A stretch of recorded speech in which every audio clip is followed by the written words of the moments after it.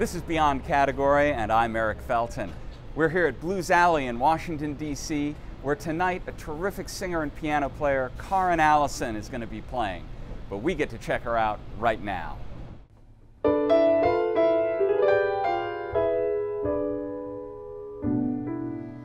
Turn out the stars,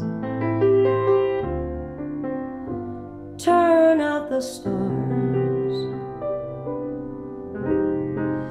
Let eternal darkness hide me. If I can't have you beside me, put out their fires. Their endless splendor only reminds me of your tenderness. Stop the ocean's roar. Don't let the rivers run. Let me hear no more the wondrous music of a skylark in the sun. Let it be done.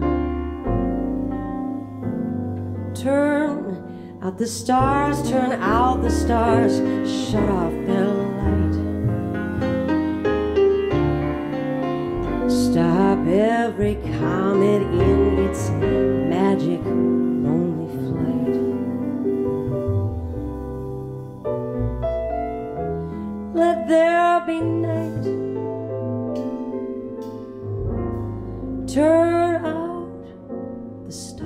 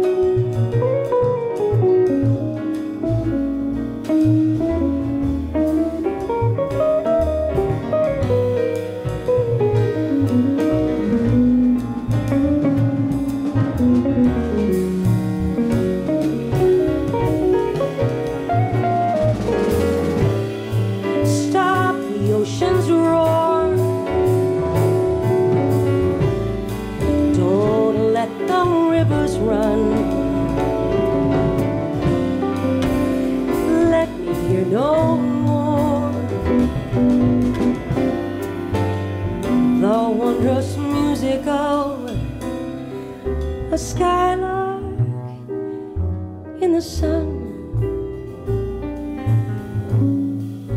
Let it be done. Turn out the stars, turn out the stars, shut off their light.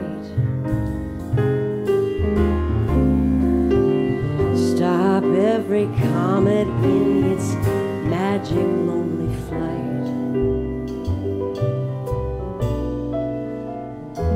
Let there be night. Turn out the stars.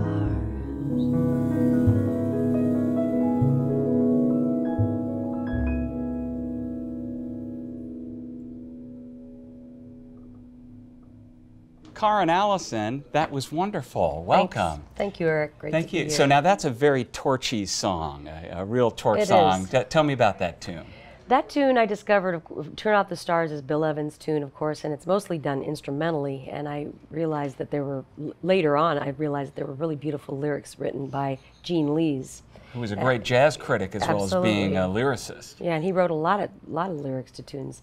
And so I just thought it would fit to put it in three, in a sort of a rolling three waltz type of a thing, to help tell the story rather than the swinging version that Bill Evans usually did. But I love that piece, and that's on Around Midnight, our latest CD. What's so nice about that record is, though there's a real interesting mix of music, it all gets that kind of late night, Yep. bittersweet, lost love kind of vibe going throughout the record. How do you approach when you're doing a record, you know, getting a unified concept in a dozen tunes? Yeah.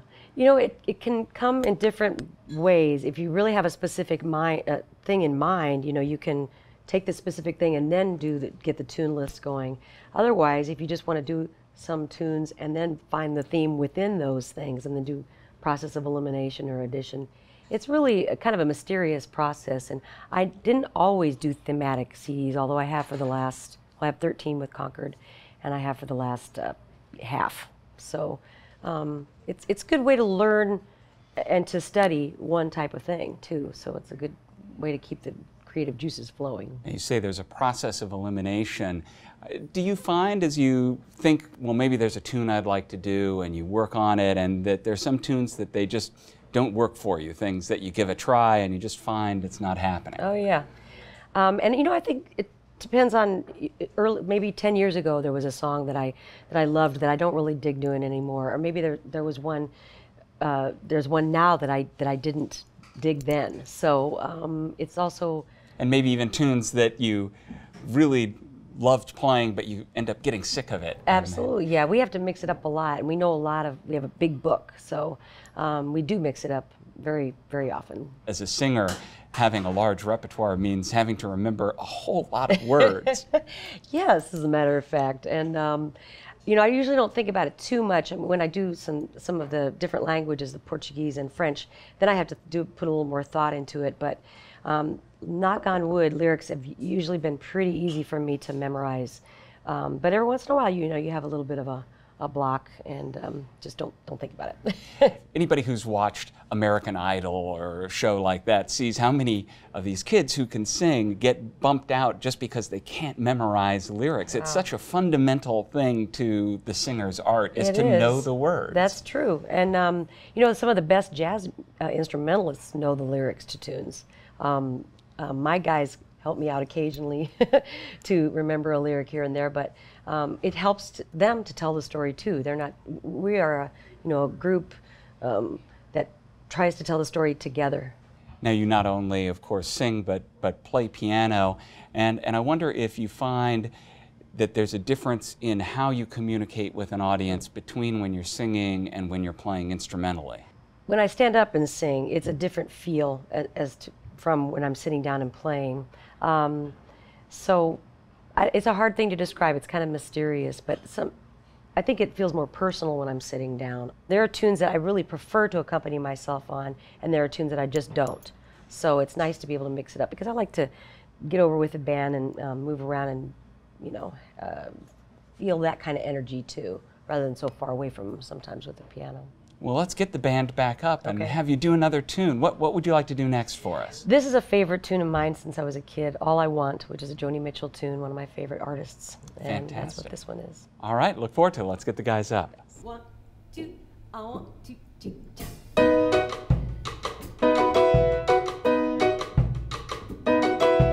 I am on a lonely road and I am traveling, looking for something. What can it be?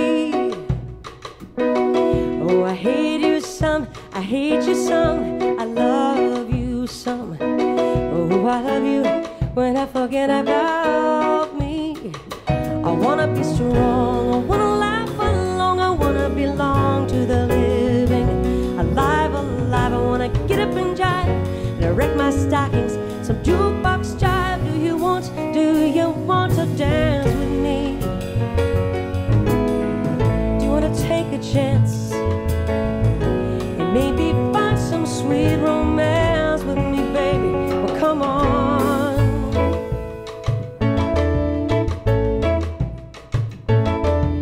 All I really, really want, I'd love to do, is to bring out the best in me and in you too.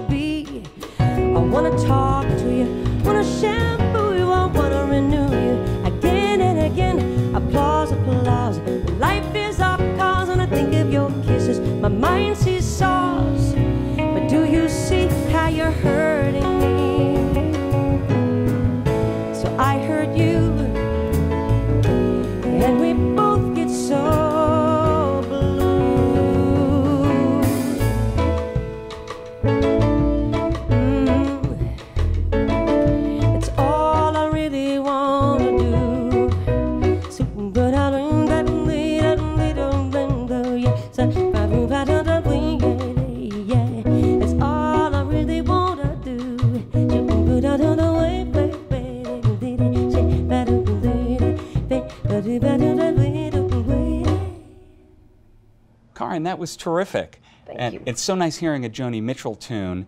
You mentioned she was someone that you listened to a lot as you were growing up, and I've heard you talk about how there were a lot of singers who weren't really jazz singers who you gravitated to and learned a lot about singing from. That's right. Singer-songwriters of the late 60s and 70s, that stuff was on the radio when I was a kid. A little later, I would start to get the sheet music of the tunes I loved and just try to play it and sing it, and that's kind of how it all evolved. I didn't really discover jazz till later in college. I was a classical piano major, and but I always loved to sing, and a little bit of encouragement goes a long way. So if people say, "Oh, that sounds good," then if you're a ham, you know, you're going to take that and run. So, a classical piano major in college, listening to sort of pop singer-songwriters, and yet somehow those two things came together to produce a singer who plays piano in a jazz idiom. How did you make that transition? I'm still making it, I think. You know, friends in college turned me on to jazz in the music department, and I just discovered it, and I thought, wow, this is for me because of the improvisation.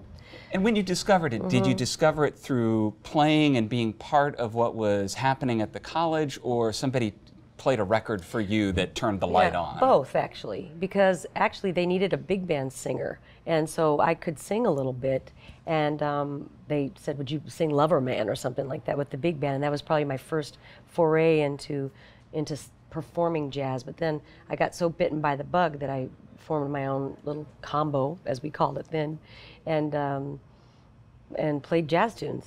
People who know a little bit of your story know that you were discovered when you were in Kansas City, but of course in college and before, you weren't originally from Kansas City. Right. I was from Omaha, but I also spent some time in the Bay Area. I spent some time in Minneapolis, and then to Kansas City, and that's where I began recording. I started my own first record and borrowed the money to do it, and got some of my beautiful friends who are my drummer's here with me today, and he was on the very first CD I ever did. But Concord ended up buying that one from me, and then we just moved on from there. And that was our very first CD called I Didn't Know About You. You know, people think these days about New York being the capital of the world of jazz, and though that may be the case, there are all these different regions and towns where there have been thriving jazz scenes, and where there are not only tremendous, wonderful players, but a tradition that has its own flavor, its own sensibility. And Kansas City, of course, is one of the great centers of jazz, which gave us Lester Young and the Count Basie Band and all sorts of tremendous players. When you got to Kansas City, was there really a palpable jazz scene there still that you were able to draw on? Yeah, I mean, every community ebbs and flows. I mean, I suppose even New York ebbs and flows. I've been there for 13 years, and you see places come and go, but smaller towns like Kansas City, sometimes they have a real thriving jazz scene, and sometimes it goes a little under. But at the time I was there, we were really kicking it. I mean, I was doing sometimes 2 gigs, 3 gigs a day, and through the evening. So I found this group of players I just really became attached to, and I learned so much from. And it's true, there's so many. New York is great, but jazz is such a universal language that it's really thriving everywhere, I think. Well, I would love to play something with you. That'd be great. The band sounds so wonderful, and you sound so wonderful. What could we do together? We have a tune on around midnight that I think that you would sound beautiful on, The Shadow of Your Smile, Johnny Mandel. Great Johnny Mandel play that with song. us if you would. Let's do it. Karrin Allyson. The shadow of your smile when you are gone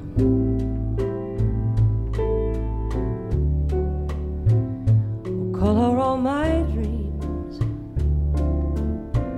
and light the dawn. Look into my eyes,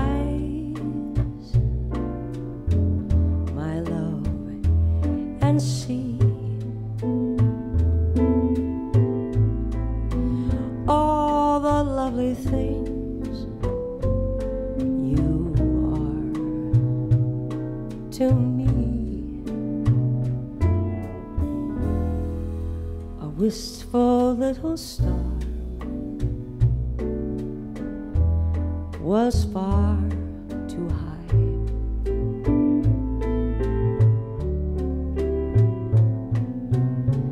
A teardrop kissed your lips, and so did I. Now when I remember spring, all the joys of love can bring, I will be remembering the shadow of your smile.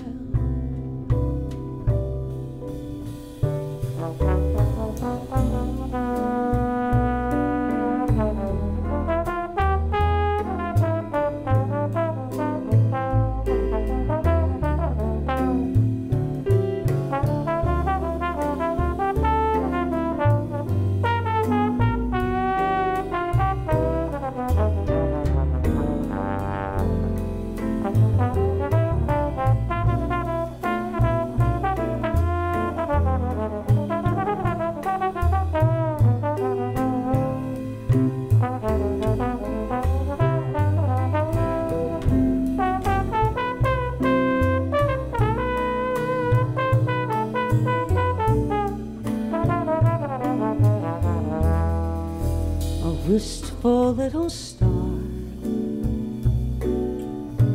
was far too high.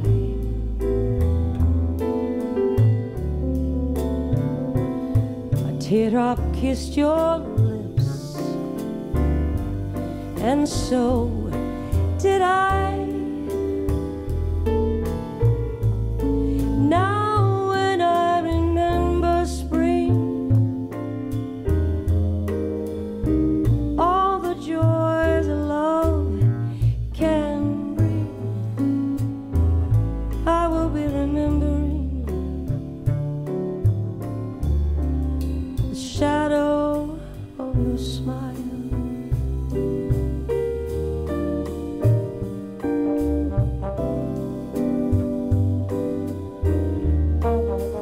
The shadow of your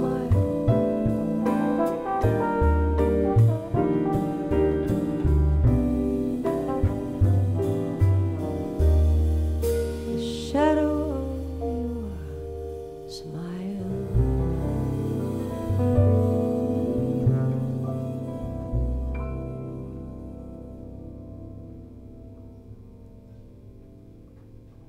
Wow, Karrin, that was so much fun. You sounded beautiful. Oh, thank you. Talk a little bit about what it takes to be a jazz musician these days. Well, I mean, there are different facets. You can talk about the business, or you can talk about the artistry. And the players I'm working with, for example, today, Todd Strait, my drummer of many years, Ed Howard, beautiful bass player I've known for many years, and Steve Cardenas, also from Kansas City, actually, beautiful guitarist. These guys they're so versatile. It's very important for me to find jazz players who are versatile and not just do bebop, not just do blues, not just do standards, because we do it all, we're sort of all over the map and want to do these tunes as authentically as possible, the Brazilian stuff, the French things. You know, it takes practice, obviously, to hone your craft, and it's living the life a little bit. I think there's school, you can go to school for this stuff, and obviously you can learn rudiments, and you should. But as far as getting the feeling, it really takes living a little bit of this life.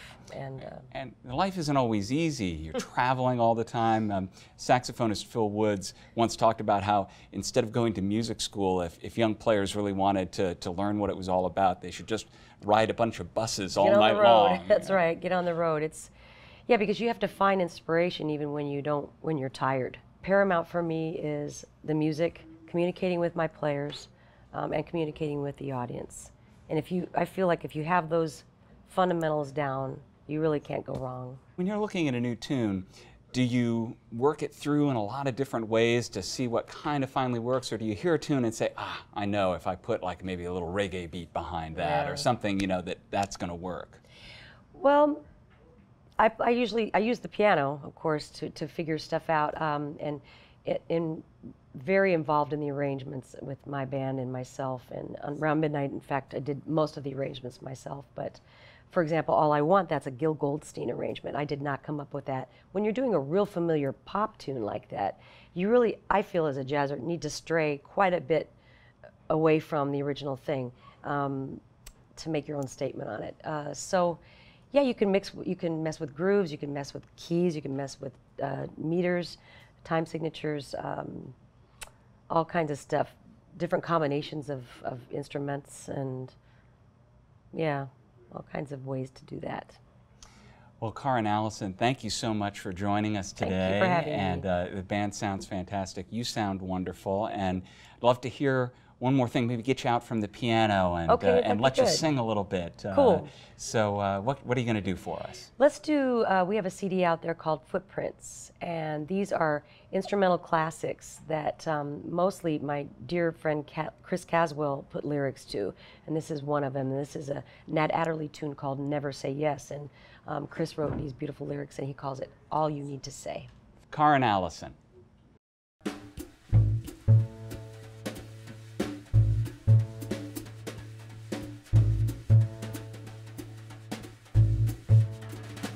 When some girl asks for your number, never say yes. If by chance a bold advance you have to address, you can say you're not interested, and you won't be persuaded even if your will is tested. And if she should tempt you with a tender caress, tell her you're an introvert, but never say yes. 'Cause believe me, I'll never leave you lonely, but yes is all you need to say. And if you're asked to give up dreaming, never say yes. And just how far to chase a star is anyone's guess. If you hold on, your dreams will come true, and there's no way of telling just how high a dream will take you. Search to find true happiness and never take less. If the world should want your soul, don't ever say yes. 'Cause my love, it's real, and asked if that's how you feel, yes is all you need to say.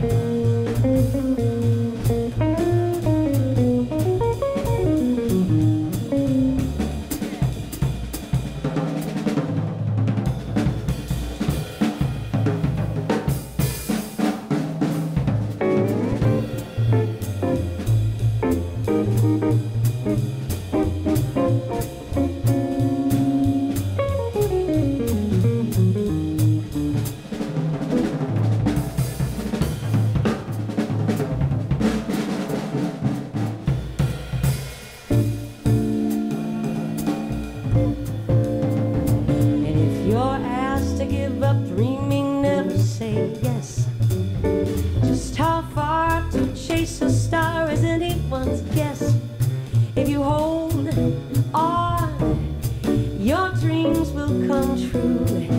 And there's no way of telling just how high a dream will take you. Search to find true happiness and never take less. If the world should want your soul, don't ever say yes. 'Cause my love is real, and asked if that's how you feel. Yes is all you need to say. Yes is all you need to say.